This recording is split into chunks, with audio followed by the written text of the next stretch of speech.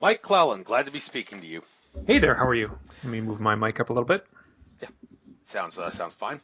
Great. I'm doing great. Actually, I'm fully refreshed, a new man in many ways. I came back from Peru on the day before Christmas from a week-long retreat. Got to take ayahuasca twice, San Pedro once, and a spiritual visit to Machu Picchu that will not be forgotten for a long time. So I'm feeling better than I ever have Party before. on. Yeah, you got to get it going over me. Yeah, I just ate like, ate a bunch over the last few days and kind of whatever, didn't do much. And so, um, Well, it's glad to have you on. By the way, were you one of the people that presented at the past MUFON symposium in Cherry Hill? Cherry Hill, New Jersey. No, I wasn't. No, but I know Jen, that was it last summer. No, so I wasn't. I would have loved to, but I didn't. Okay, So there was one. I remember one of the UFO conferences that I was at. I saw your owl presentation live, and I don't remember which one it was. But I've only done a few of them. Was it in Ozark, Arkansas? no, I don't think it was that one. Was it in Philadelphia at that Jen Stein put on in the little library? Possibly. No. I'm thinking of the Langhorne one. Oh, that John Ventry does. All right, I don't know. Maybe I'm having No, some no, sort of a it's timeline shift because I, no, I no. saw a There's been other presentation on ones. YouTube and that you did, and the one I swear I saw a presentation live where someone was talking about owls and UFOs. That would have been me. There's nobody else talking about it. So, Yeah, I know it's an interesting subject, and there's definitely a few things about owls besides UFOs that are worth talking about. Well, I'll touch on that a little bit, but your main subject is UFOs and owls. So hey, crazier things have been talked about. So anybody who says this is a ridiculous subject, you are obviously an ignoramus. There are so many things going on in this world that we don't understand, and nobody has a tougher time understanding them than me. That's why I'm the host of a show called Nature of Reality Radio. So I'm glad to have people like you who are researching some of the more unorthodox and weird things. I got your website up here as a guide, MikeLelland.com. I'll use that as a guide throughout the show. But I guess to start off, you can be a primary source, just like I ask most of my guests to be a decent primary source at the beginning of the show to talk about what they experienced in their life that causes them to do the research that they do now. In your case, UFOs and owls of all the touch on each one, and then combine them in a sense. We'll combine throughout the interview, but just like, is there a smoking gun or some sort of a like really big penny drop, as they would say in Britain, that a specific event that caused you to realize this is it was at this point that you had that experience? Okay, I need to research owls and UFOs together. So I babbled long enough. You got the floor. Talk about your life experience. well, so I'm 56 now. In 2006, I would have been 44. I think I'm doing the math right. And in the autumn of that year, I went out camping. I went out camping with a friend, and I really didn't know her that well. And I was living in right near Grand Teton National Park on the Idaho side of the border there. A really, really astoundingly beautiful country near Yellowstone National Park and stuff. And I camped all the time. I was working for a school where I was teaching camping, and I was totally in my element. And I met this young woman, and got to talking with her, and I said, "Oh, you must camp all the time. You've been here all summer." And she said, "Oh, I haven't camped once." And I was like, "That's terrible. Let's go out camping." So I didn't really, I just kind of said, "Let's go." And she said yes. And we went out for one night. Um, really didn't know her, and which is in that part of the country and in that culture, it's kind of a camping environment and kind of a hippie. Well, hippie is the wrong way to put it. Kind of there's a lot of or outdoorsy types. That's a better way to put it. And we went into the mountains. This would have been the Tetons, and I was making dinner on a little camp stove on a big flat rock, and we were talking, and came this moment in the conversation where I was like, wow, this person's really insightful. This really, so I I recognized that right in the moment. And then right at that moment, an owl flew over us, and then a second owl, and then a third owl. And it lasted for about an hour and a half, 2 hours. And the sun was setting, and it got totally dark, and we were at high elevation in the mountains in far northern latitude, way out in the middle of nowhere without any light pollution. So the stars were magnificent. And we would lie on our backs, and these owls would fly over us. We set our sleeping bags out under the stars. We didn't take a shelter. Beautiful night. And these owls would fly over us and blot out the stars for just 1 second. And it was magical. It's just remarkable. So after that, I said, hey, if I ever go camping again, just for one night, I'll give you a call. And she said, great. So a couple days later, I called her up and she said, sure. And we went out for another trip. And at sunset, oh, you there? Yeah, I'm here. I'm just on mute. I'm always putting Okay. myself on mute when when you're talking. You can actually hear me when I take myself off mute. Okay, good. I heard a tiny little click and I just wasn't sure. So I'll continue. Okay. Um, so I was, we went out for one more night, different part of the mountains. And I said, let's walk up to that hilltop and watch the sunset. It was a little bit cool that night, so it felt like it would be a good idea to walk uphill and get, just generate a little body heat and then walk back down and get into the tent. And so we walked up to this hill and we got to the top of this hill and the sun was setting and an owl landed on a branch right near us. And another owl flew around us and a third owl landed right at our feet. Now before, 4 days earlier, with the same woman, her name is Kristen, these owls were kind of off in the distance and they would kind of swoop near us, but it was, they would kind of be around. You'd kind of see them off in a tree way over there. This wasn't like it at all the second time. These were right on the branches, right next to us. One of them landed on the ground at our feet. And to have it happen once was pretty cool. And to have it happen twice kind of freaked me out. And now this is something I did not talk about at the time. And I'm talking about it now. In the moment I was seeing those owls, and these were real owls. They were all like 11 inches tall. They were cute, and they were little owls. They weren't screen memories. Let me put it that way. So in the moment I was looking at these owls, I had the thought in my head, this has something to do with the UFOs. And I actually just reviewed some notes I made at the time. And I actually kind of forgot this. What I said in those notes, which I wrote shortly thereafter, was this has something to do with the UFOs. You are an abductee. Now, that freaked me out because I heard it, I sensed it, I felt it, and I'm looking at real owls, and I get this kind of audible message in my brain. I'm too embarrassed to mention it for a long time. I did write it down. And at that point afterwards, I kind of went a little crazy. Went totally like owl focused. Like, what's the totem meaning of owls? What's the mythic meaning of owls? What's the ancient meaning of owls? What's the modern meaning of owls? To try to do research on the internet is kind of crazy because it's a bottomless pit and you just get sideswiped with everything. But eventually I started looking into my own UFO experiences. Now, in my youth, I had missing time. I saw a close-up UFO. When I was 30 years old, I woke up in the middle of the night and sat up in bed and saw 5 gray aliens outside my window walking towards my house. So I had these experiences that I wasn't going to go there. I denied them. I put them out of my mind. I wasn't going to deal with them. And after that event with the owls, and after that audible message, I started looking to my own experiences. So, I mean, it wasn't, waking up in the middle of the night and seeing 5 gray aliens out my window that kind of woke me up. It was these owls. So afterwards, I started a blog, and I started putting my own stories on the blog and a lot of synchronicities. And I was kind of using this very public format, which is strange, very public format to sort of wrestle with my own experiences, my own lifetime of experiences. And the owls got all wrapped up into it, which has been fun. And it's been a really exciting, rewarding way to, how if you want to, if a junior high school student comes to the teacher and says, I want to write a report on World War II, the teacher would wisely say, oh, you might want to narrow that subject down a little bit. That's a big, broad subject. And you'd say, well, I'll do it about Europe. And then, well, I'll do it about France. Well, I'll do it about this invasion. And then they might narrow it down to just one person on one day, which would probably be the best report of all for the student to do. And I feel like I've done the same thing. I wanted to wrestle with the idea of UFOs because I feel like I've had some sort of contact experience.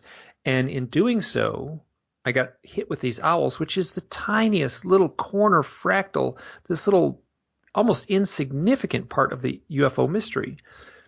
And I've been pulling on this little insignificant thread, and it has been so fruitful. It has been so remarkable. So I started a blog, and so people then like I'm say it straight up on the top of my blog. I say I want to hear your owl stories, um, and I've been hearing them and I've been getting them, and it's been remarkable. So that's a long answer to your question. Oh, here's one more little thing. Um, when I started my blog, the first one of the first posts I wrote was the story I just told about seeing those owls in the mountains with Kristen in 2006. And I remembered she was saying something important. This was after I posted her story. I got a hold of her and I hadn't talked to her for a few years. Um, and I contacted her. I said, what were we talking about the first night when we saw those first owls? I remember you were talking about something interesting. And without skipping a beat, she said, oh, yes, I was trying to give my deepest, most heartfelt definition of what God means to me. And now I was kind of in a shaky place. I was already kind of vulnerable and flipped out and kind of losing myself in this research. I feel much more grounded now, but I definitely feel like there was a few years there where I had kind of crossed into the crazy obsessive realm. Hopefully I feel like I've ebbed back a little bit from there, but there was that energy feels like it generated a lot. But when she said that about God, it took the UFO thing and I was forced to that's right when the owls showed up, and I recognized it in the moment. We were talking about something important when the owls showed up. So the issue of, I'm not at all churchy or anything like that, but it just allowed me to take a half a step backward and not be locked into the UFO concept so much. Yes, that's been the focus of my research, but I'm not locked into that. I'm much more aware of the mythic quality of the owl and the folkloric quality of the owl, as well as the mythic and folkloric quality of the UFO contact experience. So yes, I gave you a very long answer to a very short question. I hope that was helpful. Well, since you mentioned the thing about God, everybody's got their own take on this. Just for the hell of it, I guess I'll give my take and ask you whether or not you agree or disagree.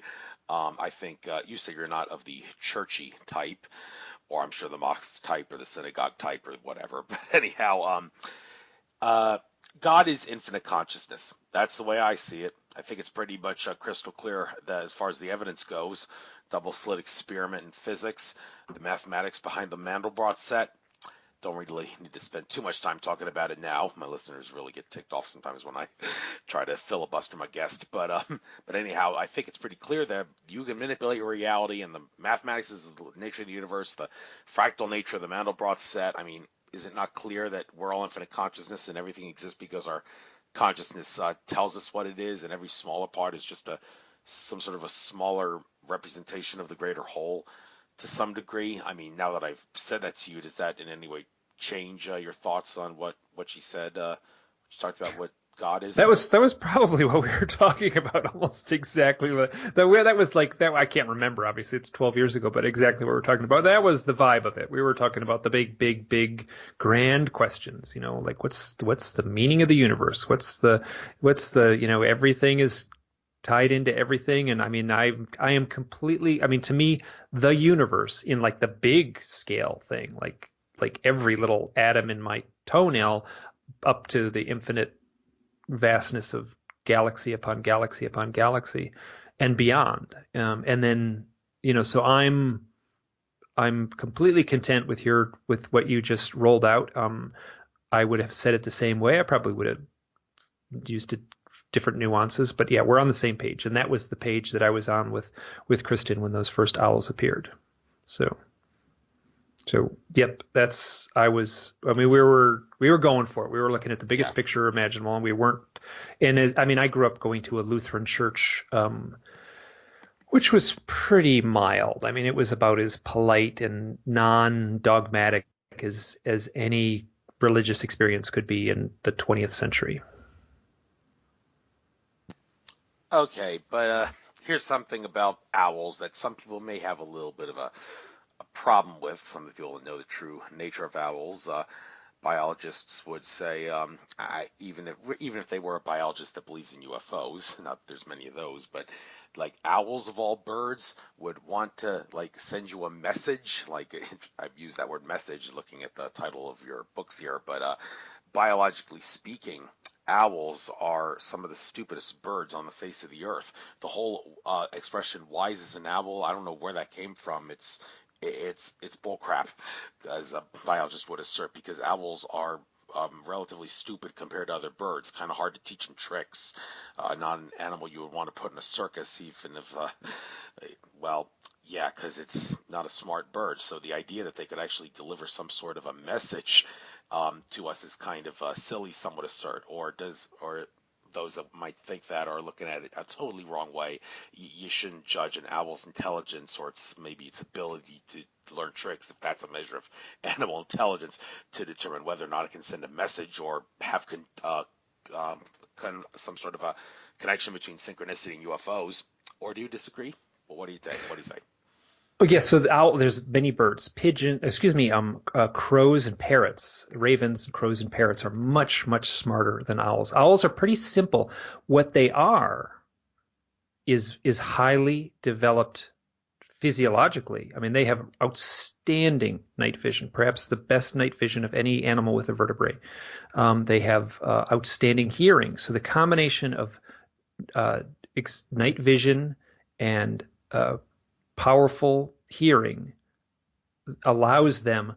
So when owls will fly so quietly in flight at night, so pretty much complete darkness.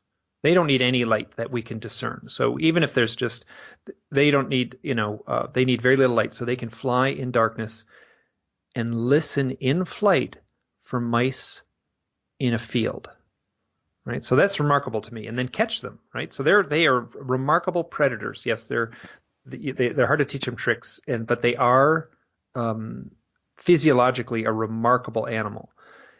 So, and honestly, like I'm treating the owls.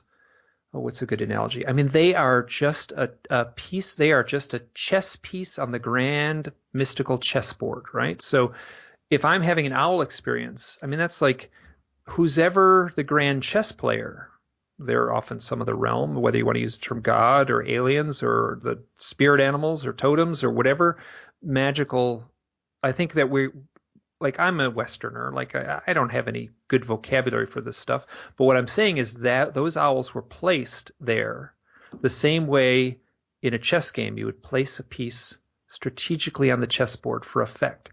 I received that effect. I don't know. I mean, it might have been my higher self that brought those owls in. It might have been my, a part of myself that gave my own mind that message.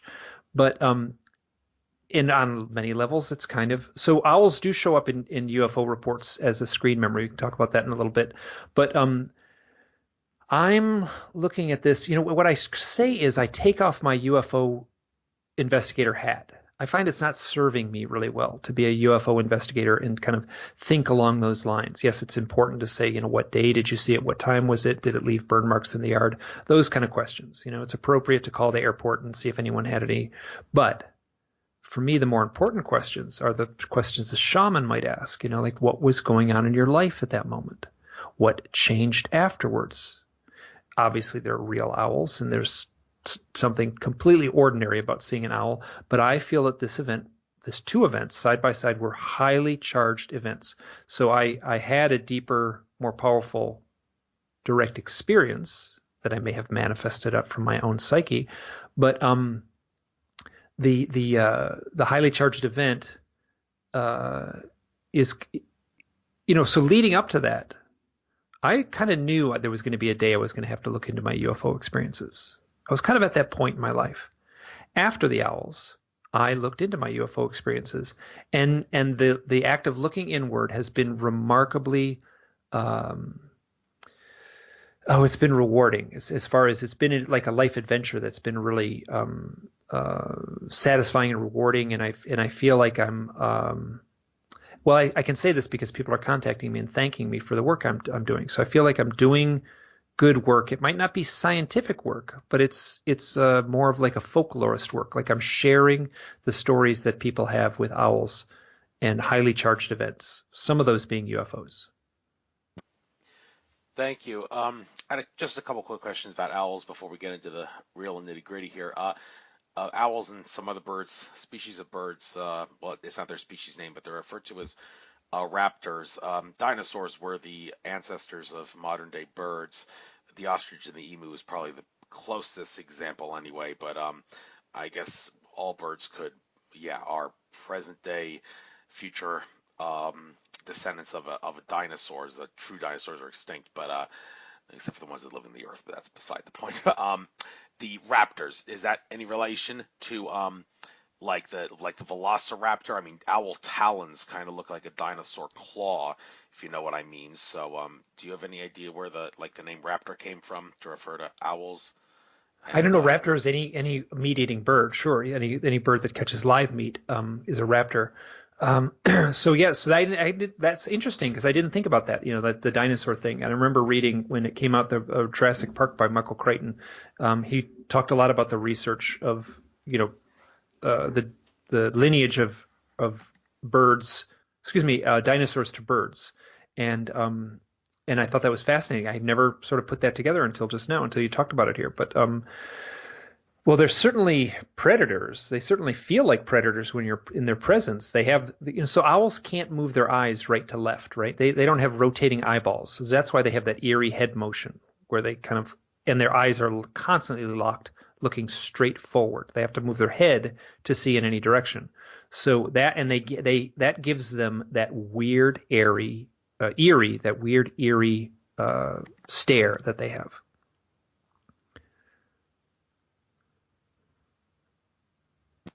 sorry, I was having difficulty with my headset taking it off mute. But do you by any chance know why the owl was the mascot of Temple University? I'm a Philadelphian. I've never been able to figure that out. Did you come across anything like that in your research? Oh, there's owls. So owls show up all the time. There are like all kinds of, there's mascots for college teams and Rice University in Texas. The owl is the mascot there. The city of Leeds in England, the owl is the symbol of the city. Yeah, so owls. So I think this traces back to the Greek goddess of wisdom, Athena. And she had a companion little owl. If you look at artistic renditions of Athena, she was also the goddess of war, goddess of wisdom, goddess of war, goddess of arts and crafts, which is kind of a funny one. So she's shown with a helmet, like a Greek helmet, and often a spear, and an owl, often balanced on her wrist. And I kind of went through and tried to figure out the why the owl. And there's so the Temple of Athena in Athens, supposedly during the time of the height of Athens' power in the Mediterranean, supposedly there were little owls, which is actually a species of owl. It's a cute little owl. It's not very tall. It's about 8 inches tall. There were little owls that would nest in the Parthenon. So that's by some research, and I don't think there's any way to truly know. That's where we get the owl in association with the goddess of wisdom, because they built their nests in the Temple of Athena. Presently, we have owl as a symbol of wisdom. Even little kids going to elementary school, they have little cardboard cutout owls when they graduate from kindergarten and stuff. Now, so if you wanted to have a symbol for a institute of education, a college, a high school, an owl would be a perfectly appropriate mascot, and there's nothing cynical or sinister or conspiratorial or spooky about that. That just traces back to classical Greek mythology. Right. Well, since you mentioned that, what about the owl that you can't really see with the naked eye, but look closely, it's there on the back of the dollar bill, little white owl. And I've been watching David Icke's presentations for a long time. He asserts that's the Athena, also known as Isis, also known as Semiramis in other cultures. That's her symbol. It's been put there by the shadow forces. That's how, as the conspiracy goes. You don't seem to want to get into stuff. Well, maybe you do want to get into I'm totally content to some stuff. Some stuff is conspiratorial. So, but I don't think that the Temple University is necessarily. So now that little owl, yes. If you go to the back of the $1 bill and you on the upper right hand corner, there's the number 1, the numeral 1, and peeking over the edge of a small crescent. There's a crescent there that's just kind of a decorative circle that makes part of the frame for the number one. And peeking up over the edge of that crescent, and you got to have a magnifying glass to look at it, is a little owl head. It is very subtle. And it's you could blur your vision and you could make a case like, well, that's not quite an owl, but it sure looks like an owl.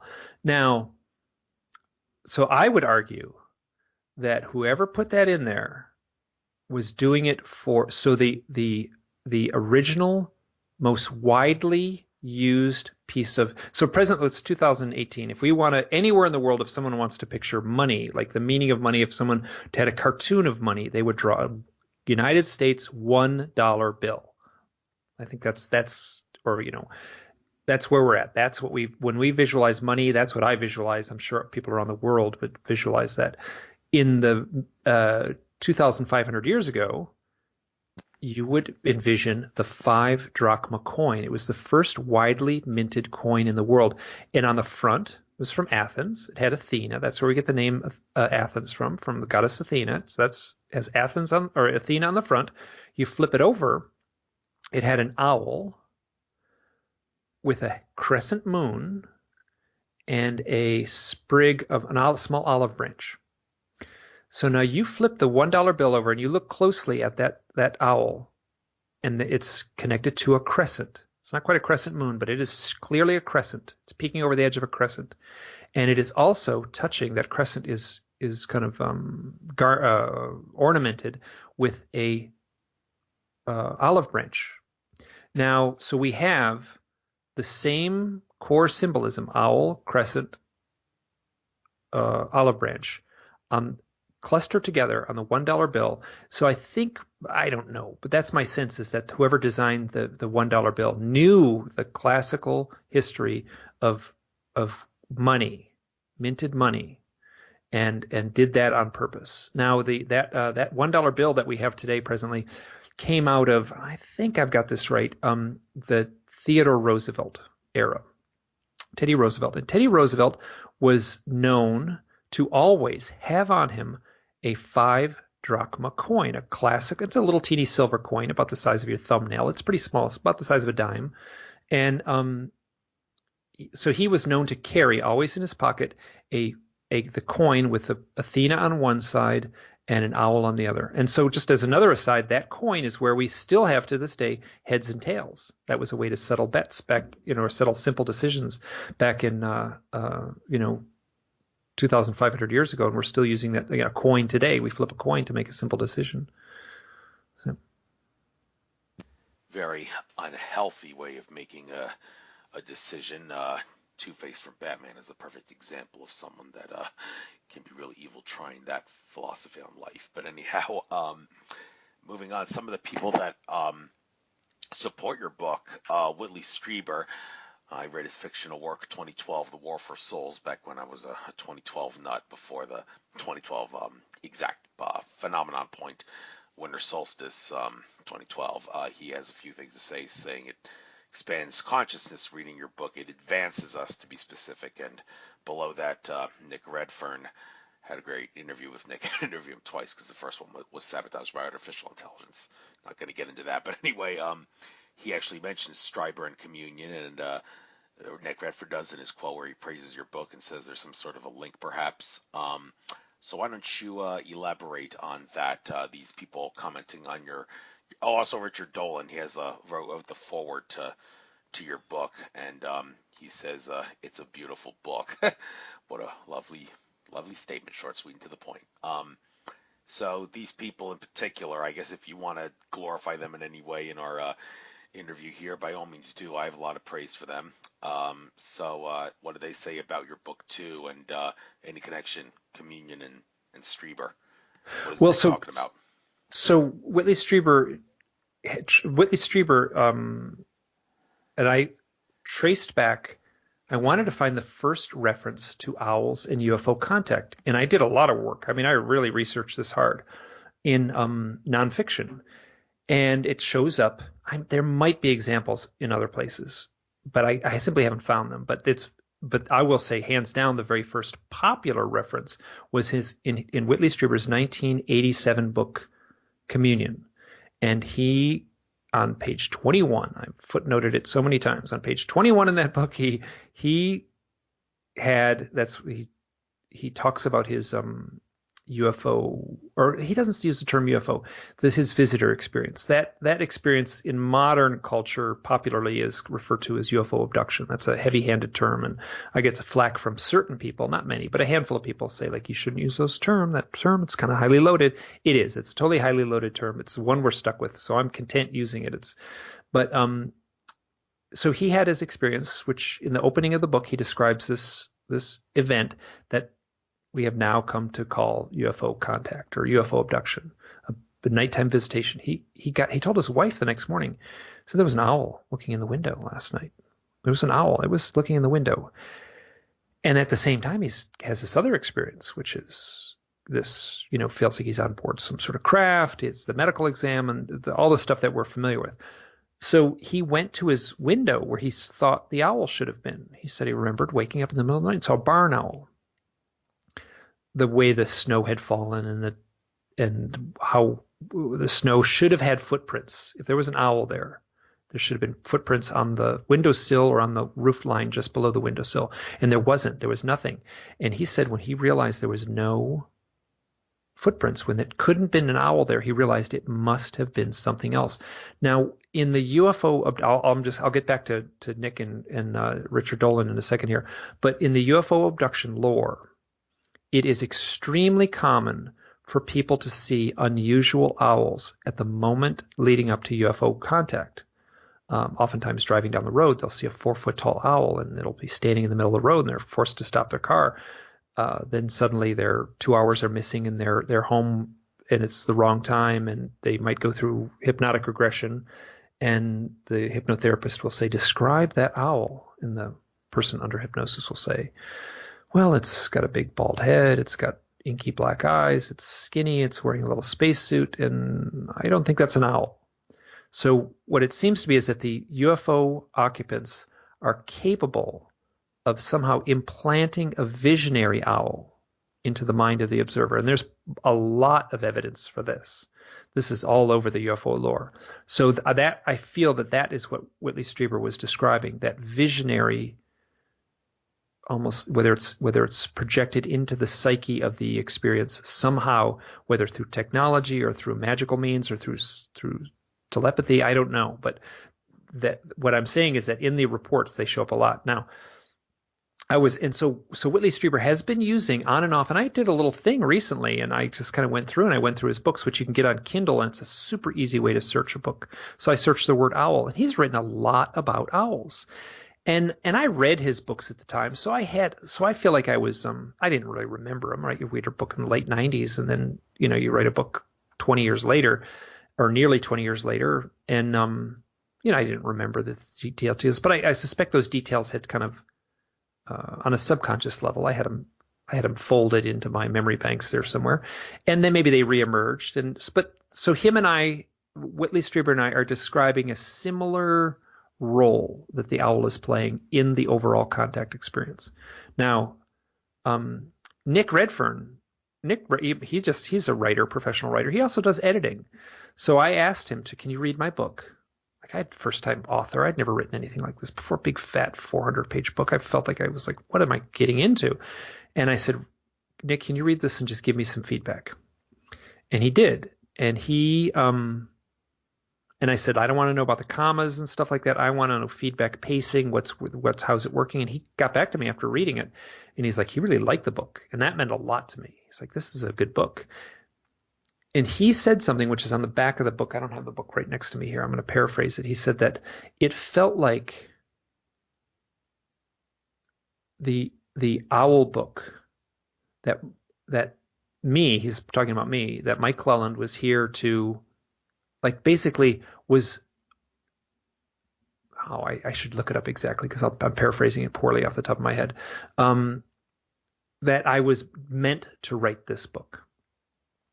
And I'm from Michigan. I'm kind of polite and shy and everything like that. So I would have a hard time saying that myself. But when he said that, What I can say is, I don't know if it's true, but it certainly feels true. Because I would almost say that that book got written under magical means, my book, in the sense that this stuff just fell into place. I've talked to other authors, and they all say, "Oh, that's when all good books feel like that."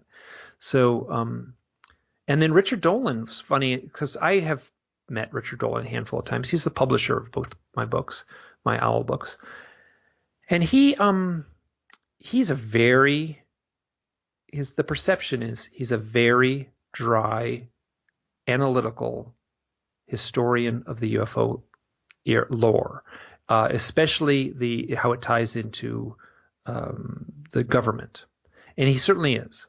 But he's been at enough UFO conferences, he's talked to enough people over the decades that he's also in a position now where he recognizes there's this stranger aspect to the UFO experience. And I think I actually called him, I just sent him a note and said, "Hey, Rich, I just did a presentation, and it's online." I think I sent him a link to the full online thing.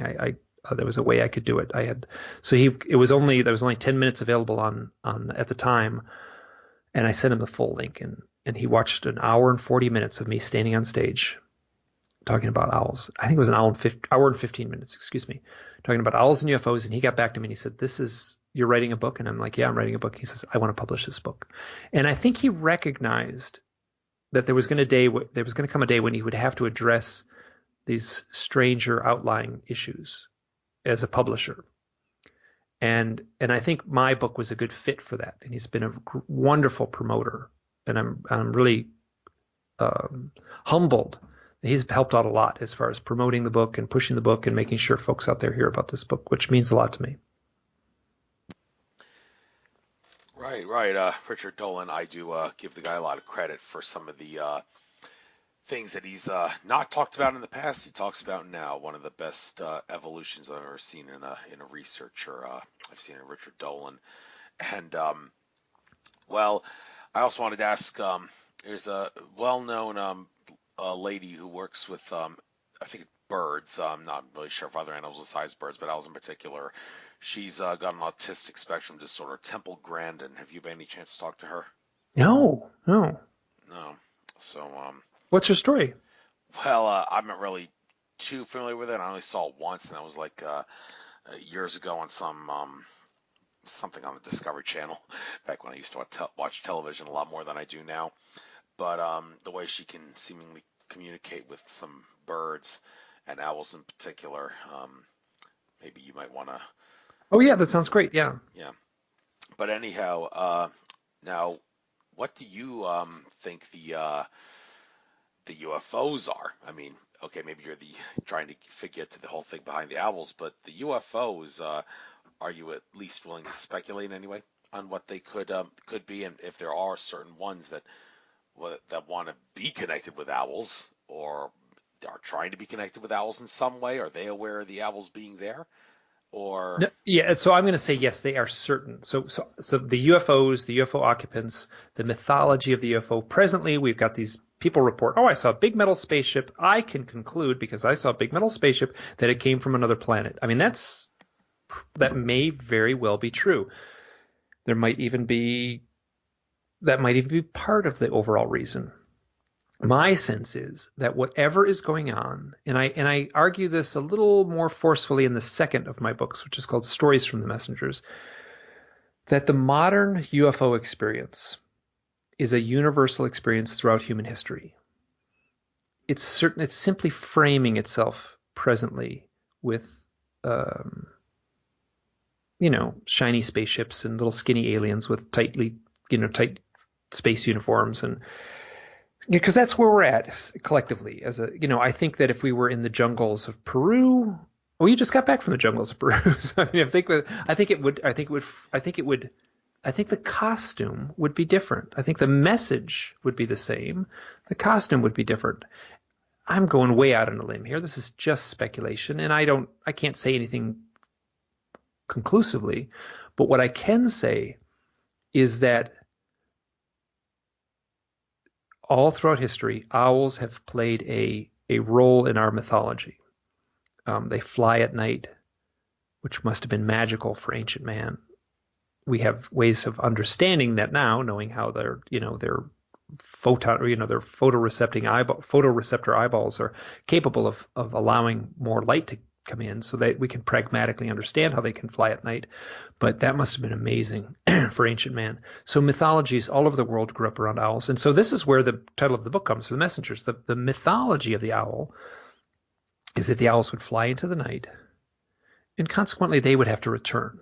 They would fly into the other realms. They would fly into the land of the gods, the land of the dead, and they would return with a message. And these messages became, and these events became, the core of the ancient owl mythology. I argue that this owl mythology is still taking place. The core events that were the seeds for the ancient lore, those core events are still happening, and I'm collecting them day after day after day. Remarkable, magical, often inspiring stories with owls. And very little has to do with wisdom, I have to say. Almost nothing has to do with wisdom. This has to do with other things. Has to do with transformational experience. Owls show up at a transformational moment in people's lives. Obviously not all the time, but in many of the stories I've had. So you were asking about the UFO itself. I am at the point now where for a thought experiment, I don't really separate owls, UFOs, or synchronicities. They all kind of blur together. And I've talked to people who have had powerful UFO experiences. It has changed their lives. I've talked to people who have had powerful owl experiences. It has changed their lives. I've talked to people who have had powerful synchronicities that have changed their lives. So I'm content. Like, I'm not a scientific researcher. I'm not trying to change anyone's mind. I'm trying to just present a story, or a collection of stories that I find interesting and rewarding and inspiring, but that the owl would be the symbolic manifestation of the transformational process, as would a UFO in many cases. Thank you. Now, synchronicity, though, one would argue, get rid of your claim that coincidences are just coincidences. That's ridiculous. There's truly no such thing. Synchronicity is the word we should use, because everything happens for a reason. And when it comes to synchronicity, it's basically, if you witness a lot of them in your life, all that is, as many have asserted, is a sign that you're on the right path to discovering something. Okay, this is the part that's kind of confusing, though. On a path to discovering what? I mean, are you trying on a path to discover more love, the truth, or something that you want? Or it could, in that case, be a negative synchronicity? Because I've heard some people say there are some negative synchronicities that can be put there by not so decent forces that want to lead you the wrong way. That's how reality can be manipulated from a consciousness standpoint, anyway. But when you think of synchronicity, do you have any scientific things you can say about it? There's not much I can say scientifically about it. I've read a wonderful book by an author named Dr. Kirby Surprise. It's called Synchronicity. That's the title of the book, and it's about 250 pages. It's a really fun read. He's a kind of playful writer, so it's actually a really enjoyable read. It's not at all dry. He's a doctor of I don't want to say, I'm not sure if it's psychiatry or psychology, but he argues that somehow the individual is capable of changing reality, right? We're capable of influencing reality. So he would argue that it's the person themselves who's creating the synchronicities. And I called him and was like, it was really funny, because I actually contacted him. We had a long conversation on Halloween, which is a very kind of owl-rific night, I guess. And that was when I was in my shaky period, when I was like kind of the person I was describing earlier, like obsessed and freaked out. And I kind of said, listen, I am getting so many owl synchronicities. I am researching owls and UFOs. I'm getting so many synchronicities. He says, this is how reality works. You are dealing with, I'm not sure if he used the term highly charged. That's a word I'm using a lot. But he said, you are picking two highly charged subjects, owls and UFOs. both of them, which have lots of lore, lots of mythic lore, lots of archetypal lore. And the fact that you are throwing yourself into this research obsessively and then getting synchronicities is how the reality works. Like I'm generating a force field or a field of energy. It's projecting out of me. The universe is reflecting that back in the form of owl synchronicities, which I have had a multitude of. Some are pretty mind-blowing. So yes, so that I would speak to Kirby Surprise would be a great resource for a more scientific idea on how synchronicities are formed and how they can be generated. I've read a lot of accounts, and I've done a fair amount of just sort of book research, where people will say, we have the power. It's within us to generate our own synchronicities. I agree. There's coincidence. Yes, every once in a while you're going to get you're going to go to the grocery store and your bill's going to be $12.34, and that's going to happen sometimes. When it happens all the time is something else. So, I'm at the point now where I think of synchronicity there's an author named Alan Green, who I respect greatly, and he wrote about synchronicity. He describes if you are on a boat in the ocean on a cloudy day, right? You have no way to navigate unless you have a compass. So your compass can guide you. He says, I treat synchronicities like a compass on a cloudy day. I can use synchronicity to proceed forward, to travel, on my life's journey, and that's about as good as anything. Yes, so I've tried to do it too. Like if I have a synchronicity and it implies something, and it's like turn left on the road here, I'll turn left on my life's path, and it's been remarkably rewarding. That's the genesis of all of this research, was me trusting these synchronicities and these strange events that fell into my lap, and just pulling on the threads and seeing where they led. Thank you. And you do have the word abductee in your title, the messenger's owl synchronicity and the UFO abductee. One could debate whether or not it's an abduction because you agreed to it before you incarnated on Earth, but that's another story. Regarding the abduction part of the UFO encounter, do owls in any way, are they like an omen to that? You see an owl and a UFO together, that's like you're going to get abducted, wink, wink, the owl might say. It's kind of a joke, but then again, is it possible? What's the abduction factor? Abduction, yes. Abduction is one of those words that some people say you shouldn't use that word. You should contact. You should use, So we're stuck with that word. So I just put it right on the cover. If there was another word, I would have used it. But that's the only one. That's the one popular culture we recognize. The first book's 400 pages long. I would be hard pressed to give you a number on how many stories in that book deal with abductees seeing an owl, usually in the moments leading up to UFO contact. And now abduction, and I mean it's a lot, and I have so many on file. This is like people seeing and walking through the woods, they look up, there's an owl in a tree, the owl flies off, a triangle-shaped UFO flies over them. This one woman told this amazing story just like that, but the UFO itself was like crystalline, prismatic. It wasn't even made of our reality. It was kind of fractaling in and out of existence.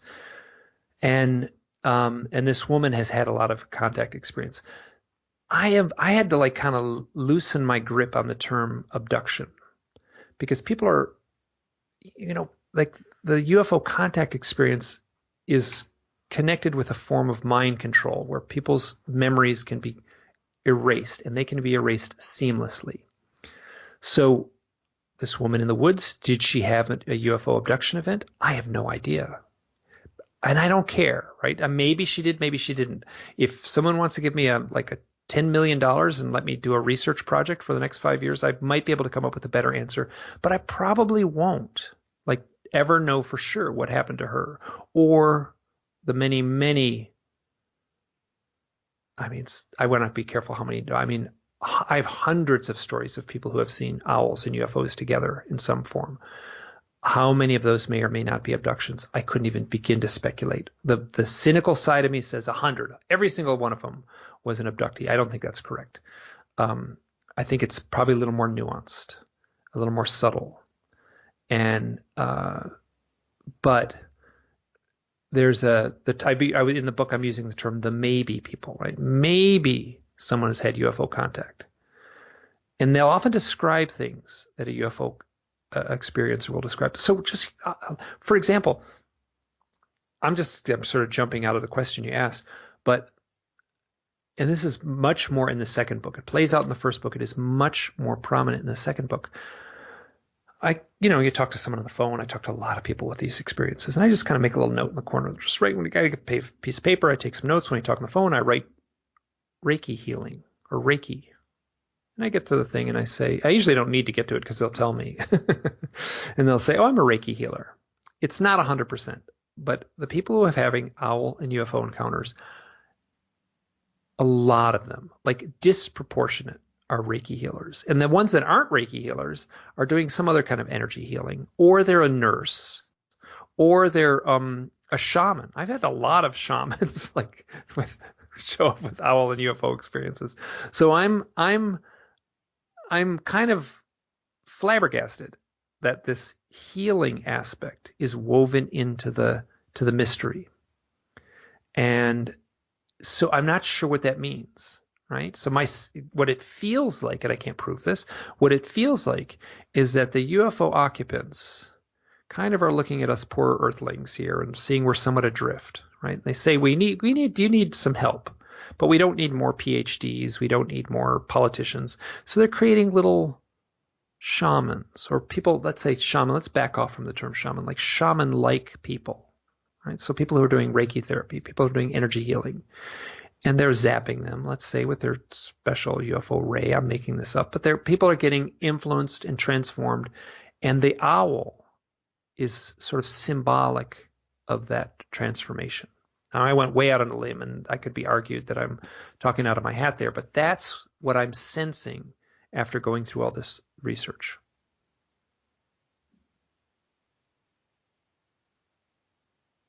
Thank you. And there's something about your second book I want to point out.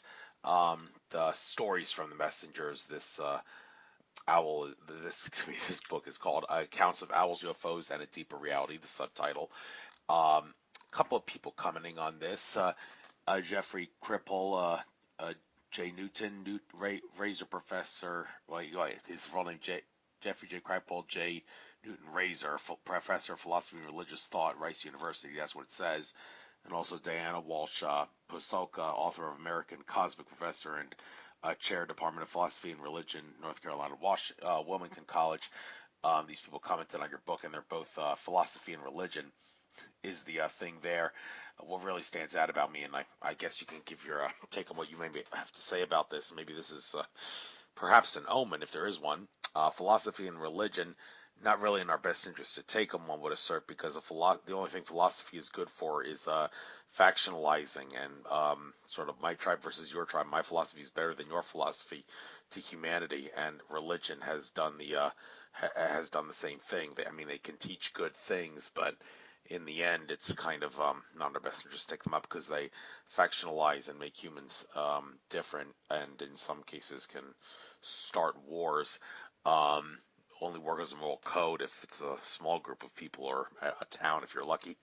But does that in any way factor into maybe it's not always a good thing to see like an owl or something like that, or there's definitely but both those people, Diana Pasulka and Jeff Kripal, are in my opinion amazing researchers, and they're very clear that they are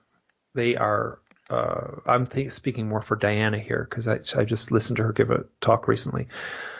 They are researchers of religion, right? So you could research religion just like you could research anything else. Like you don't have to believe in the events but you can see how those events play out. So I think that in order to, let's say, to avoid wars, we might want to have more religious studies professors to take a step back and say, oh, here, let's compare and contrast the similarities, the differences. And I think both of them would argue that what we're seeing in a way is the birth of a new religion, the UFO religion. It's in its infant sort of embryonic state here. So, and they are, they're trying to make sense of that.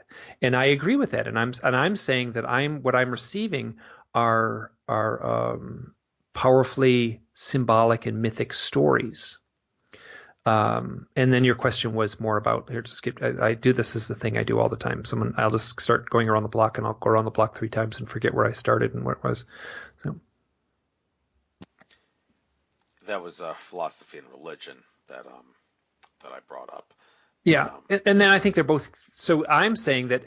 So here, there's a college, a Catholic college. I don't have it written down in front of me here, and I apologize. I can't remember it off the top of my head. And I would, where my book, the Messengers, was used as a required reading for a folklore and mythology class, which I think is great. I think it's actually a really wise choice. I didn't pick that. I think it's a good, nice choice because it is in a way. It's not truly a UFO book. It's more of a folklore book because it's very few. I come to very few conclusions, and I let the stories speak for themselves in a kind of a campfire story kind of way, right? So a really good campfire story, you don't have to explain at the end of it what the story meant. You should just tell the story and let it percolate up within the individual. I mean, I certainly do. I kind of do some speculation within these stories, but as little as possible. And yes, so yes, I think that the philosophy of religion. What could be more complicated as far as something to study because it's a tangled mess in a lot of ways. But yeah, so I think both of these folks are very, very heart-centered and skilled researchers. The two people, Diana and Jeffrey. Okay, this is something I noticed moving on. On your site, on your About page, mentions the thing about you being an avid outdoorsman and an expert in the skills of ultralight backpacking, and you've illustrated a series of instructional books focused on advanced outdoor techniques, and you've lived nearly 25 years in the Rockies and now live in the Adirondacks. Living in the mountains, when I was in Peru, for very, very high above sea level, when I got to Cusco, I was, hyperventilating. Yeah, I've been there, I know. Yes, and you're kind of, I'm sure, used to this, and being an outdoorsman, is there any correlation between if you're of the outdoors loving type and not like a lot of people who kids spend too much time indoors? It's a fair criticism. It's true. We need to have more kids outdoors, and longer recesses for ones at school would be nice for a lot of kids. And is there any correlation between how much time you spend outdoors and the probability that you'll have UFO experiences in your life? Well, yeah, you would. I mean, because you're outside, it's obviously easier for the UFO to see you, but.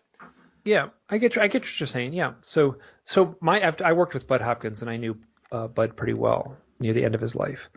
He was researching UFO contact in New York City, like the densest urban metropolis in America. Now whatever. He was very clear. If they want to get you, they'll get you. So living in I don't think there's any distinction that says living out in the woods makes you more susceptible to UFO contact. I will say living out in the woods makes you a lot more susceptible to having an owl sighting. And let me tell you, there are just normal owls. I recognize that. I'm not saying that every owl sighting is a paranormal event. But so for me personally, all that time in the mountains, and I used to teach for a school, and I would go out for 30 days at a time. I did it for 17 years, multiple trips a year, 30 days at a time. Walk into the woods, 30 days, you'd come back. 30 days later, you'd walk out of the woods. You have to have the groceries delivered a little bit there. You can't really, about 10 days of food you can really carry on your back. And I will say that it was the most powerful. So it was powerful for me. I would do it all the time, right? And it was great. And I charged me up. But the people, so living in that kind of closeness with nature and the changing of the seasons and really coming to terms with I mean, you're just talking about elevation. Yeah, I did a lot of stuff in Alaska where I was up at 20,000 feet. It was brutal. A lot of people barf.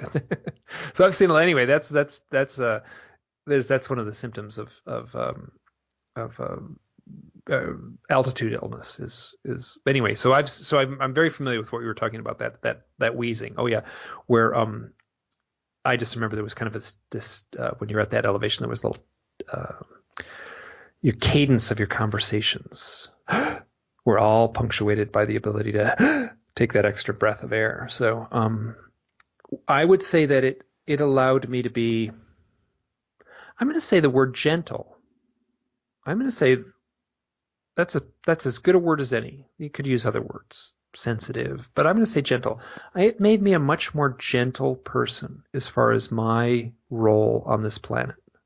Like I came away from that needing less money. I came away from that needing less sort of ego gratification. I came away from that needing less materialism.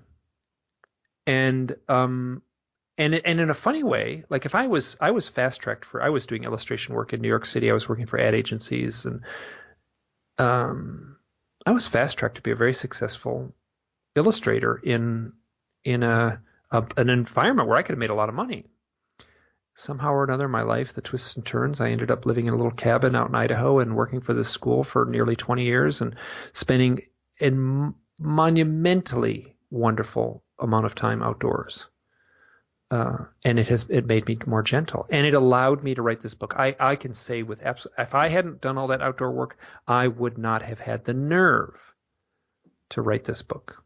So Yeah, I love the outdoors too, although after taking the ayahuasca in Peru, it was a nice day before the rains came in the late afternoon. I wanted to go outside, but the body just wanted to rest. I mean, I took it late at night, didn't fall asleep until the morning birds started chirping, slept for about 3 hours before breakfast, and I wanted to enjoy nature on those days. But the shaman guy said, no, you gotta rest. And it was something I miss because I love nature so much, and it's done me good too. I believe walking in it, the best thing a human can do, and a lot of people in the spiritual but not religious community would assert this, is to spend time in nature. So go there if you want to expand your consciousness. But moving on, one of the things that's on your about page here, you write, I didn't choose to study owls, they chose me. Well, interesting how you look at it that way. I mean, maybe you're right and all, but then again, they came because your consciousness allowed for it.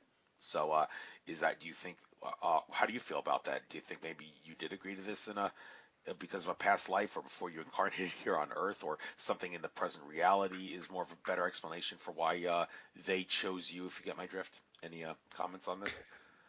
oh, yeah. So I'm okay. You asked a great question. I have a great answer. I'm going to have to sort of nuance it just a little bit because I talked about this very briefly on another podcast, and I'm going to talk about it briefly here. I have not fully processed an event that happened where I had a hypnosis session.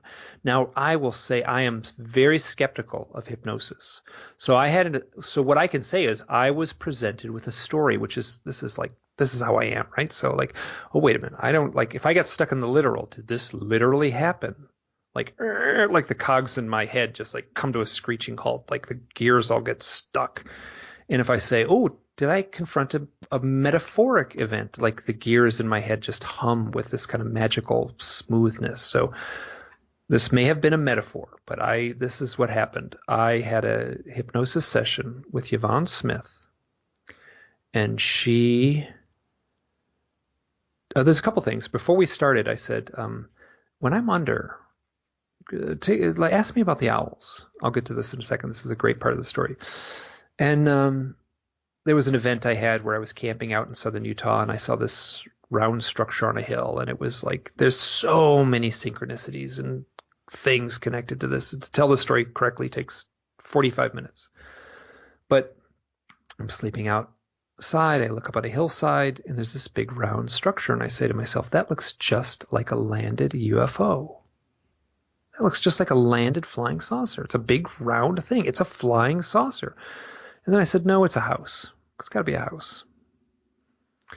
And then I sort of rolled over in my sleeping bag and went to sleep. I was all alone on the side of the road, and it was this beautiful spot, and as I felt safe and not a care in the world. It was lovely. Now, a couple things. There was a coyote howling at my head.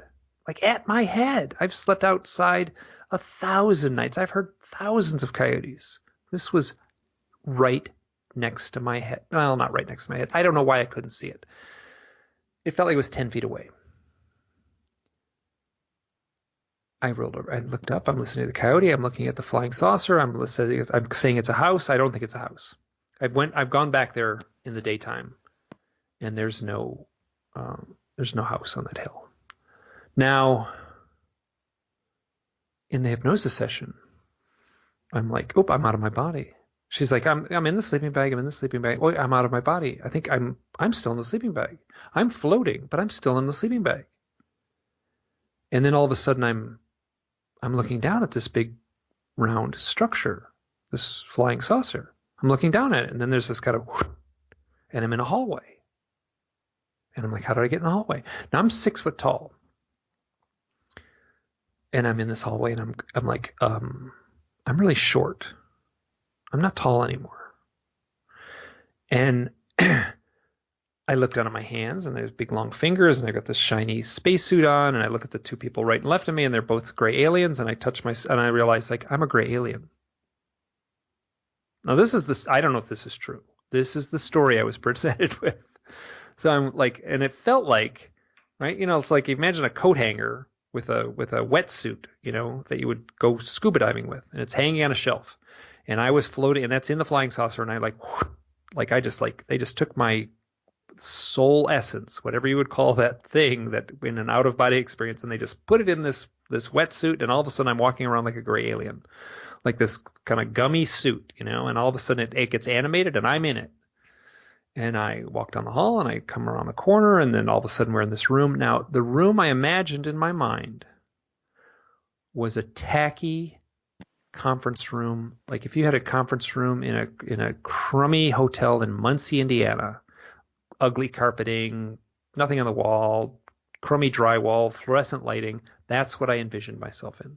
I don't know. That's all I can say is that is clearly where I was, in a room lit by fluorescent lights with ugly tan carpeting. And I'm at one end of the room, and on the other end of the room is this table, and behind the table are a bunch of beings, and they're all kind of fogged out. And I'm looking at them, and they're saying, now is the time. And I'm like, what am I doing here? And they're like, you chose to be here. And I'm like, what's going on? Why am I here? And they're like, now is the time. I'm like, what do you mean now's the time? And they're like, you volunteered for this. You chose for this. And we got into this little thing where we couldn't quite get out of it. I would ask a question, and they would either say, now is the time, or they would say, you volunteered for this. You chose this. And I got so emotional. I mean, I cried, and it's hard to listen to the transcript. I mean, the audio recording of it. And I'm crying, and I'm like, you have no idea how hard it is to be here. So here I am. My consciousness is me, Mike.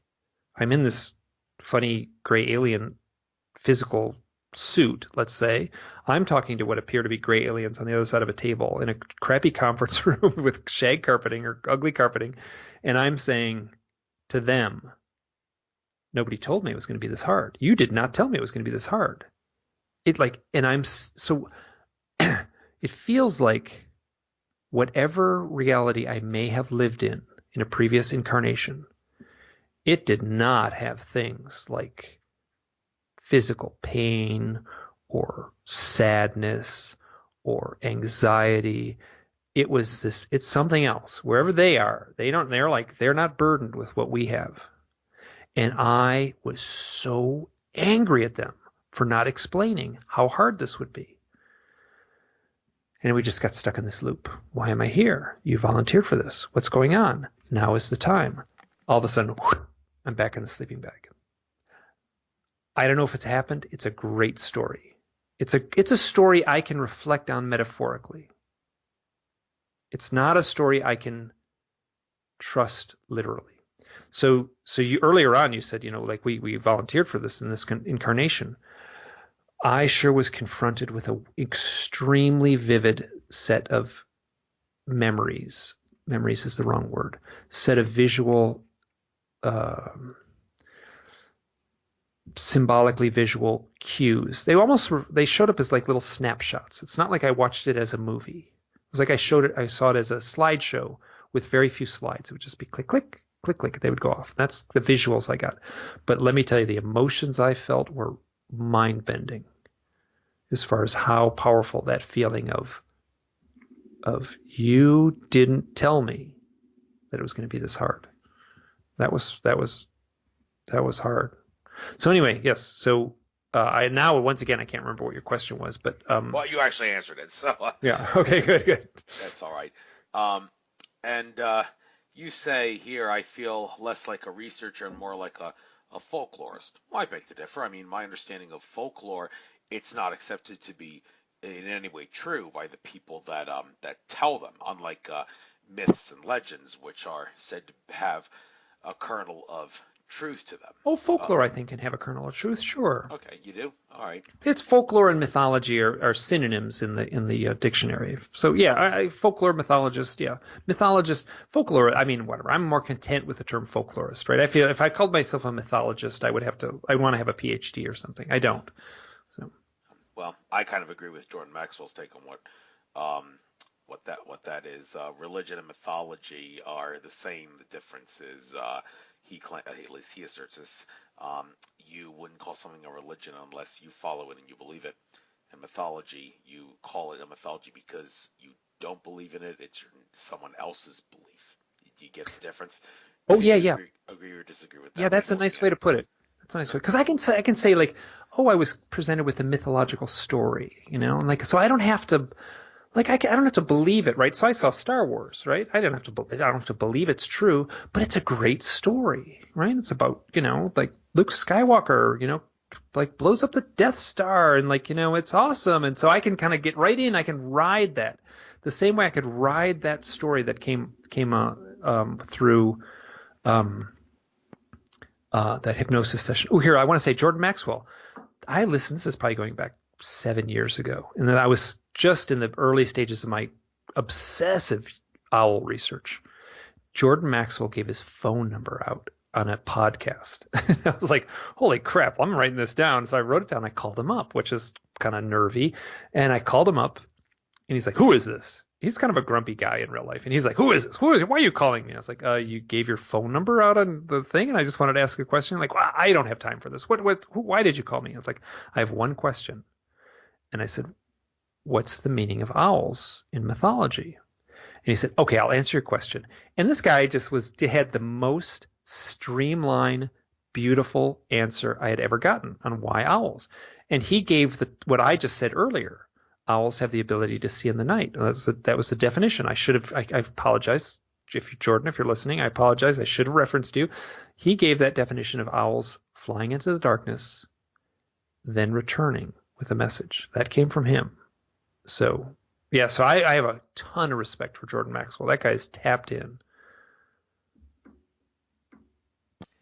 Very pessimistic, though, unfortunately. I spoke to the guy myself at the he's a little grumpy, yeah. So, but whatever. I'm not gonna. I don't make any judgments on what he has. But he gave the most streamlined. He's doing a series on Gaia right now, Gaia TV, which is and it's lovely. He's capable of carrying this whole thing. It's basically him talking in front of a camera, and he just goes on, and there's nice visuals of ancient art and such like that. So yeah, he's when that guy talks, we better listen. Let me put it that way. Yeah, no question about that. So, there is, by the way, I just clicked on the other stuff page on your website. It's taking a relatively long time to load here. Says you did cartoon illustrations in most of the books above, wrote a few of them, but for some reason it's taken forever to load. Oh, yeah, no, that's a high def. I mean, I basically just put a bunch of books. I went through about 20 years where I did book illustrations. And so I basically just put every single book at the cover, the image of their cover. Most of those books are outdoor books. So I wrote a few of them. I wrote some instructional books. So yeah, now they finally did load and I see it. The crypto terrestrials, interesting, creepy face. Is that based on a real alien's appearance? that's an artist named Dia Sobin who just created a kind of spooky image. The book is authored by Mac Tonys, who's a friend of mine. He died and a lot of people are ascribing conspiratorial reasons for his passing. I do not say, I've talked to his family and I don't think he had a heart condition. He died as a very young man at 34 years old and wrote a beautiful book called The Cryptoterrestrials. It's short. It's less than 100 pages. Get on Amazon. Everyone who's listening to my words right now, go out and buy that book. It's a delightful, sweet, beautifully written, short little book. It's like $9 or something. So he was a friend of mine, and I feel super honored that he did that. That I did the illustrations posthumously. After he died, I basically called up the publisher, and they were going to publish the book. He died of a heart condition at the age of 34. He had been having some heart issues, and on the desk near his bed, he died. As far as anyone knows, he died peacefully in his sleep. On the desk was a 3-ring binder with the printed text of the book with all his notes in red pen. So he had made the final edits on the paper. Yes, so you picked one book that I respect highly, and I feel like I'm absolutely blessed. And I had a bunch of synchronistic experiences, like doing the illustrations for that book. Yeah, being an illustrator, guess you can call yourself an artist. Although one at a conference I was at, it was the same 5D conference where Jordan Maxwell was one of the people speaking at that event. Told me she was channeling some higher level entity allegedly at the time. That I'm an well, I'm not going to say what the first part was she said, but she actually referred to me as an artist, and I was like, I am. I don't use crayons, and I don't use paintbrushes. I don't use any pastels or anything else that like artists could be attributed to using. But who says you got to use those things to be an artist? There's many ways of doing art. I mean, I talk about people that talk about art. I had on my show. I told them about a time where freshman year of high school, in some art and music class, the teacher asked us to get in groups and try to come up with a definition of art. We had a very hard time figuring out a definition for art.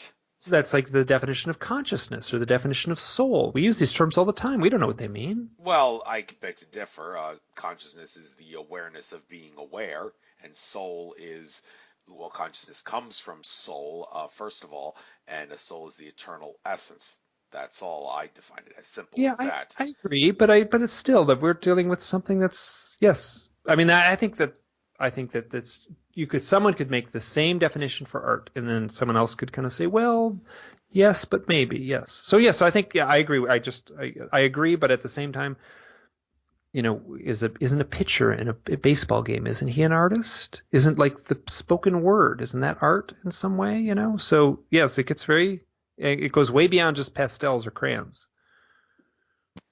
But as being an illustrator, what benefits has it given you? If there's anything you can say that might encourage people to, because sometimes I think, should I actually try bringing myself a paintbrush and an easel out to the meadow and try to paint either what I see or something that comes to mind? And I'm thinking, no, I got better things to do with my life than to do that. But yet I was referred to as an artist, and can you bring up anything that would allow you to would help you in life? In ways simply because you chose to be an illustrator, or whatever word you want to use. You are an illustrator. That's the word you used. Has it helped you in other ways that might encourage other people to try the same thing? What has helped me with is if I have to explain something complicated, I just draw it. I'm like, I'm trying to explain something complicated. Give me a piece of paper. And then we draw it, and the person sitting across from me says, oh, I get what you're saying. Sometimes it's like, I was here on the, like it's oftentimes we're trying to describe something verbally that's a visual event. that has certainly helped me. I'm very skilled with doing that kind of thing. You know what it helped me, as silly as it sounds? I did the cover for the books. Like I was one of those things where I'm like, they usually you work with a publisher and they're like, usually you don't have any say at all. If you're an author, you have no say at all in how the cover is going to look. Oftentimes you don't have a say what the title's going to be. So I remember I was dealing with Rich Dolan. I'm like, Rich, I'm doing the cover. No ifs, ands, or buts. And he's like, great. So I was like, I did the cover of both books, and that was really fun, and I could let myself get lost in it, and it was a nice artistic thing to do the cover of a book, those two books, that I felt like I was so fully invested. I knew exactly what I wanted in both covers. So that's one thing. And there's a handful of illustrations that I did, especially in the first book. Fewer in the second book. I did some maps and stuff, not really much in the second book. But I did a few illustrations, mostly on the physiology of owls, their eyes and stuff like that. I did some stuff in that first book. Yeah, there's a book I see mentions, has a picture too of it, Lake Tahoe. Is that by any way connected to owls and UFOs, or is that nothing? Not at all. No. Oh my good grief, Lake Tahoe. I know that book. So that I did. I was a rock climber in my 20s and 30s, and I was doing illustration work. That is a guidebook. That is deadly dull with pretty tidy illustrations of rocks. I basically drew the picture of the rock and the little line that a rock climber would use to go up the rock. So yeah, of that big long list, there's almost nothing that has to do with paranormal stuff. 95% of that list of books that I worked on are all instructional or guidebooks for camping, skiing, climbing, ultralight backpacking. And you can never stress enough the importance of nature. It's done me well, it'll do you well. Also at the bottom of the page here, on the other stuff page, poster of sorts of hot women in tubes. And, yes, this goes back to MacTony's. Yes, so this did you click on that one if you want to get lost? The thing on there, it's I will in just a sec. I'm trying to click on that. Nothing's happening. The poster itself, if you click on, nothing's happening. The site is linked here. I'm not going to click on that for a moment here. It just says something I want to point out. The women in tubes, maymays, is astonishingly prevalent in golden age genre fiction. MacTony says, well, who's to say it's fiction? You mentioned Star Wars. Well, I've listened to people that assert that that's a truth under the guise of fiction that Lucas knew about in many ways, and the wars were actually the Orion Wars, as people in the ET community talk about, but that's a whole new story. I'm not going to get into that for the purposes of this interview. The point is, though, you see this girl in the tube, you're thinking, could this be something based on reality? Any comments? Well, that is playful, fun, dopey illustration stuff. I mean, and they're corny and they make me laugh. So MacTony's, the author that I talked about who died young, my friend, I'm working on I just went through a whole bunch. I went and reviewed a whole bunch of my own writings, and I have written so much about him. So this is like just a few weeks ago, I just immersed myself in all my interactions. I went and read all my old emails from 2009.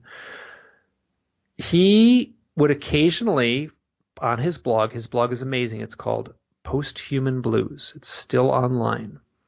Anyone who's listening to my words, click on that, get lost for a half hour in there. This guy was so funny, so refreshing, but he would occasionally place these little covers from old like pulp fiction kind of books and magazines. So the curvy women, like this is like the 1950s, right? So we're talking curvy pinup girls, scantily clad, in a glass tube, and oftentimes there's like a scientist like in the lab, and let me tell you, this scientist is not an objective scientist. He is leering, he's some of them are out and out drooling. So yes, the sexual connotations are not hidden in these things. So I kind of like, well, that's kind of funny, and I kind of, after Mac died, I sort of said, well, look, I found one. Oh, I found another one. I'm up to about 110 of them. Like 110 illustrations from all around. Some of them are from movies and stuff like that. There's like Bride of Frankenstein. There's a wonderful scene where they have a glass tube and it's got a little ballerina in it. Perfect example of a, scientist in a glass, trapping a woman in a glass tube. Yes, so the Tube Girls, it goes right back to Tony's, and I am so like it's like what a right on for me for following. He kind of uncovered this, like, look at this odd little thing, this little meme within our culture, and I'm like, it's really there. It's like there's a lot of them. So yes, is it a little Freudian thing? Is it based on reality? I have no idea. All I can say is that some of them are pretty funny. Yes. Well, always good to have a good laugh about a few things, but UFOs, though not really such a laughing matter, is a very serious matter. Something that people, well, don't get too lost in it. There's been a lot of manipulation going on to distort the truth regarding the UFO phenomenon and the alien phenomenon. So it's obviously a discernment at the highest level kind of thing, and I'm pretty selective too when I choose my UFO and alien conferences to go to, which ones are going to take the subject seriously and which ones aren't. Well, I'm glad people are taking your work seriously to think UFOs and owls, like people say, that seems kind of out of place, but well, apparently not. And I give you And I mean, that. yes, I recognize full on that I'm like way outside there, and I've lost myself. So there's a little bit of like, heads up, if someone's going to read my book, you better like, and I say it like it's not a mystery. Like I get it out of the way within the first 5 pages. Like I got obsessed. I pulled on this thread. I was totally obsessed. I pulled on this thread. This thread was fruitful. I was finding, and not only was it fruitful, it was like kind of inspiring. So yes, you said this is a serious subject. I agree. I went into the first book without any preconceived ideas on what I was going to write. Right? I just started researching, just started collecting things, started writing, which is a terrible way to do a book, I'll tell you. Like it's better to do an outline ahead of time and do it that way. I didn't do that, so I just started writing, and at the end, I kind of came away with it's tilted, it's leaning towards a sort of benevolent, playful, inspiring. The people who had the core stories, the experience of owls and UFOs together, these stories are kind of heartwarming in some way. Some of them are scary, but I made sure to include those scary stories too, in the more frightful ones. But from my research, and once again, I am not an objective researcher. I had my own owl experiences. I'm completely subjective. These owl experiences tend to tip towards the benevolent. That doesn't erase the negative, darker, scarier stories, because they are out there. So I just want to say that I'm at a point now where I recognize there's this kind of, I'm glad. Let me put it this way: I am glad that I'm researching owls and UFOs, because if I was researching, there's some dark, scary crap, in comparison. If I don't want to be researching mind control and Illuminati sex slaves and stuff like that. That would drag me down the rabbit hole, and I wouldn't want to go there. But it feels like I got pulled towards this owl stuff, and it's been very, I'll say it's been very life affirming. Like, so I'll say it straight up. And I say it in the books, at the beginning of these projects, I was a very tense person. Very tense, very nervous, high strung. There was something about this research. I'm now on the other side of it. A couple books have been published. I'm now in a different place in my life. I am much calmer now. And I think it is the research. It is going through that process. And I'll tell you that the crazy process, I went insane for a while. Clinically, I probably wouldn't have fit the definition of insanity, but I'll use the word insane. I went insane for a while between about 2006 and 2011. And I think that was an important part of my journey, was to really lose myself and then come out the other end. Oh, you just hung out with a shaman in Peru? Yeah, I'm not talking anything that's I mean, this is my life experience. So yeah, before I ended, I had to sort of get that out there. So Right, right. And things, well, they're trying to get something out there. They're messengers, as you claim. And are there any like specific messages that you see, like, ooh, it's a running gag that this message is being delivered often? Any you get what I'm talking about? Are there any messages that you see like more than others? What are they trying to tell us like more than other things? I think it's specifically tailored to the individual. But here, so woman Rebecca Hardcastle Wright, she is a smart, level-headed, pragmatic researcher. She actually coined the term exopolitics, right? So she's very dedicated. Before she's also a UFO experiencer, so she's an abductee. At a time of high concentration of contact in her life, before she had gone into the arena of the UFO community, she was walking through a shopping mall, this like completely dull shopping mall in Arizona. She's in the parking lot. She's going back to her car. She looks up on a lamppost, full daylight. There's an owl on the lamppost. She looks up at the owl. The owl looks down at her. She gets a message in her mind, telepathically. You are not who you seem to be. That would be the core message. I would play with that a little bit and just say, so her message was, you are not who you seem to be. I would say the core message of the owl is, reality is not what it seems to be. That's after reading thousands of reports, talking to hundreds of people, and boiling these all down in kind of I don't have a spreadsheet that gives that answer. What I do have is my own intuitive gut feeling after talking to so many people.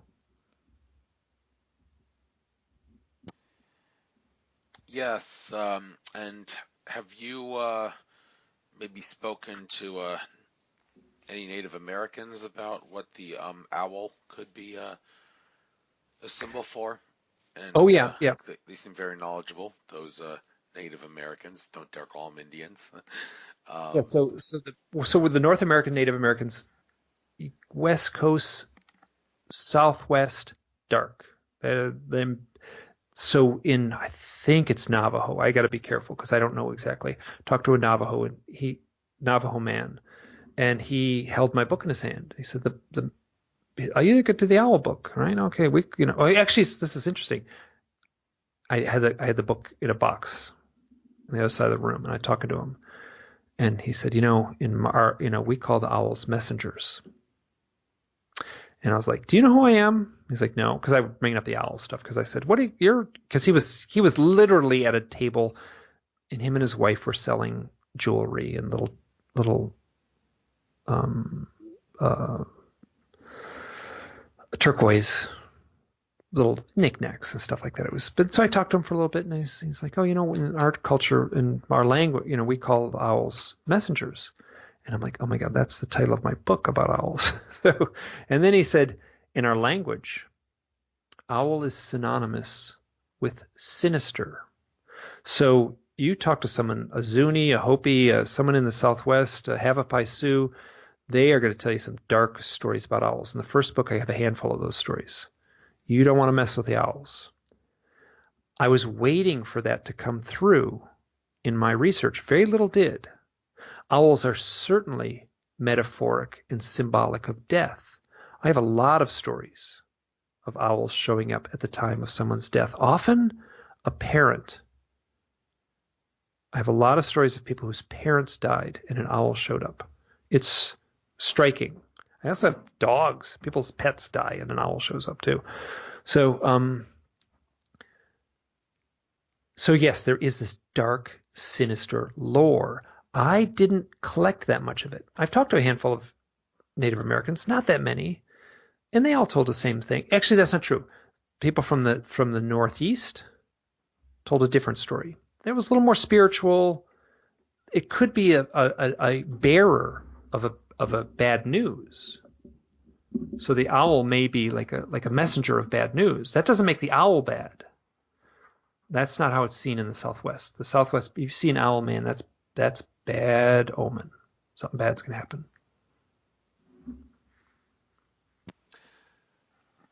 All right. Um, and some of the, I mean, some of us could say this is meaningless, but I remember one of your in your presentations you were talking about like some of the times where you see the word owl appear, and one that seems to be jumping out at me. Maybe the reason this one's jumping out at me is because my team, who's fighting for their playoff lives right now, won the Super Bowl last, and I was really excited about that. The Eagles. You said a Super Bowl is a superb owl. Oh With yes, I yeah, know I know when you were talking. So, hey, can I take a 30-second break? yeah, sure. Okay, I'm back. Sorry about that. All right, all right, I'm back too, so I'll make sure I edit that little breakout. And the superb owl thing about the Super Bowl and the other times where you see owl appear. I mean, there's no such thing as a coincidence, but then again, the idea that you should make words out of other words and just by removing letters like that and think it has any correlation is, well, absurd in some regards. You're just trying, it's confirmation bias, as a skeptic would. Absolutely, but it's fun, right? So, But so anyhow, here's the superb owl story, right? So, yeah. this fellow, he's a friend of mine. He says, I'm driving through this town. He contacts me in the morning, Sunday morning, contacts me. He said, I'm driving through town on my way to work. He gets up very early for the work he does. He's a very private guy. I don't want to give away too much. It's in the upper Pacific Northwest. And he hits and kills an owl on his windshield. He said, you know what? This happened 2 years ago in the same town. I hit and killed an owl almost in the same place. And he looks back at his calendar, and I had the emails from 2 years before when he hit and killed the owl. So if he was making something up, it happened on Super Bowl Sunday. He hit and killed an owl on Super Bowl Sunday. And then he saw the pun, superb owl. And here's what he said. He said, the trickster strikes again. What can it all mean? That's a direct quote from his email. So this guy was kind of like, wow, he wasn't putting a lot of weight on it. So I agree, you are correct. When you get this wordplay stuff, don't go start a new religion on this kind of thing, because there's something playful, in my opinion, there's something playful interwoven into the phenomena. Now here's another example. Harry Potter, right? Harry Potter has an owl that delivers the mail, right? Hedwig, his owl, delivers his mail to the Hogwarts school. It doesn't get any more perfect than that. The owl is messenger. It's perfect. That's the most popular book in the history of publication, or series of books in the history of publication. So here we have this ancient mythology. It is right there, front and center in our modern popular culture. And then in my presentation, I do this for effect. I do it for a laugh.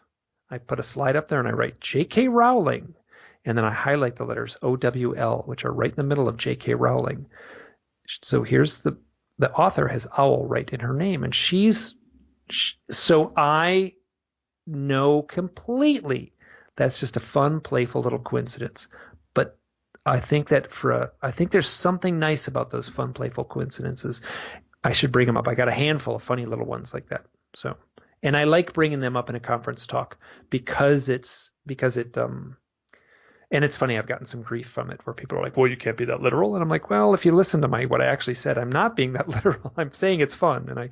So these things show up and I think they're funny. And and it's okay to allow those little, like, it's okay for reality to wink at you.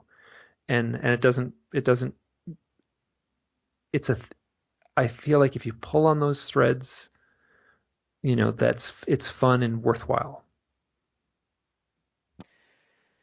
Yes, I guess it is. And well, as far as subjects to talk about based on your website, I've kind of run my limits. Again, I said when I spoke to you before the show, don't always want to go a full 2 hours. Sometimes don't really need to. And people have lousy attention spans. I make a regular stink about that on my show to give the human race a kick in the pants for all of us people that try to get a lot of information one sitting. And people are like, too long, didn't read, TLDR, and all those kinds of people. But I'm willing to let you continue if you have anything you'd like to get out.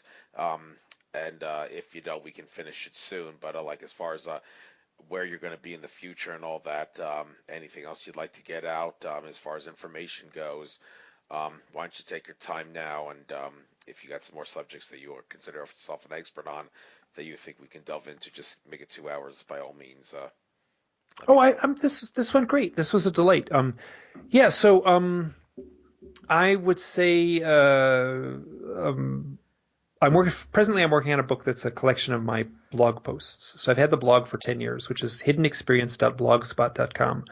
I've got over 200 hours of podcasting in there, so I know just what it's like to be on your side of the microphone. And that was really rewarding. I did that for 6 years, and the owl research and the writing of the books just took over my life, and that just disappeared. And I want to try to get back into it a little bit. It was fun, and I liked it. And there's some folks I'm just so smitten by, that my friends that are doing research, and I would love to just chat with them in a public forum, and hopefully I'll get to do that soon. So I'm doing a collection of this. So I have like over 800 essays that I've written on the blog, and not all of them are all that great, but there's some that are real gems, and I'm happy to, and I'm looking forward. I think it'd be a nice, tidy book, and it should be out in the early next year. And if anyone wants to contact me with their owl story, it doesn't have to be with a UFO, but an owl at a highly charged moment, whether I have a lot of stories with meditation, which is interesting. So there's a highly charged event. The two books, I'm just going to push my books, and I'll get it over with quick. Two books. First is The Messengers. Subtitle is Owls, Synchronicity, and the UFO Abductees. That was published in 2015. That is a big, fat book. It's almost 400 pages. I worked really hard to argue my case. I think I did a good job that owls and UFOs are somehow connected. My second book, The Stories from the Messengers, is when I did the first book, you talk to someone with his contact experiences, and they have an owl experience, and you get on the phone with them, and you make a couple phone calls, and all of a sudden you talk 4 hours one day and 3 hours the next day, and you got 10 hours of phone calls, and then you boil their story down to like 3 paragraphs. It broke my heart. People have these incredibly complex life experiences, and I had to boil those down to just a few paragraphs in the first book. The second book was me allowing myself to tell some stories fully. So there's 19 stories in the second book. I feel like I did a really good job of expressing the complexities and the weirdness of these stories. Anne Strieber, Whitley Strieber's wife, she said she had she called it her BS detector when someone told her a UFO story. She said, I know if someone's telling the truth or not about UFOs, because here's my BS detector. If it ain't weird, I don't trust it. And that's what I found out too. And that's my own set of experiences. They're weird. So that the second book is these long, complex stories where just the loopy logic of these things is played out in these longer stories. And I'm very proud of both of these books.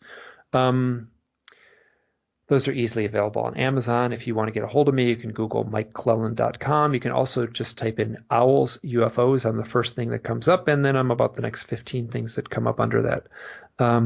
If anyone has an owl story, please feel free to get a hold of me. You can find me at there's contact links in any of my websites. I have a couple. And I just want to say thank you. This was a great interview. I thought it was very worthwhile too. You sure seemed really eager to come on. You seemed like you were really, really with the flow throughout the course of the interview, and taking things in a lot of directions. And I didn't even know I was going to be able to get into this in this great detail. So it was definitely worth having you on. And wish you the best of luck. Maybe I'll see you again at another conference. I get them selective in my UFO conferences, but I'll be around to them at some point or another. Try to alternate them throughout the year. Haven't been to UFO in the Ozark conference in a while, and finally going to do contact in the desert. So hope to be there sometime. But anyhow, pleasure having you on. Hope this makes your work more popular. The oddball subject that may seem UFOs and owls seems like got to be no connection there, but there is. You proved that. So good job, and I wish you the best of luck on your future endeavors. Take care and happy holiday season. Happy New Year. Thank you so much. I go to the conference scene. I bet you we bump into each other. It'd be great to hang out with you someday. No problem. All right. Take care now. Bye bye. Bye now.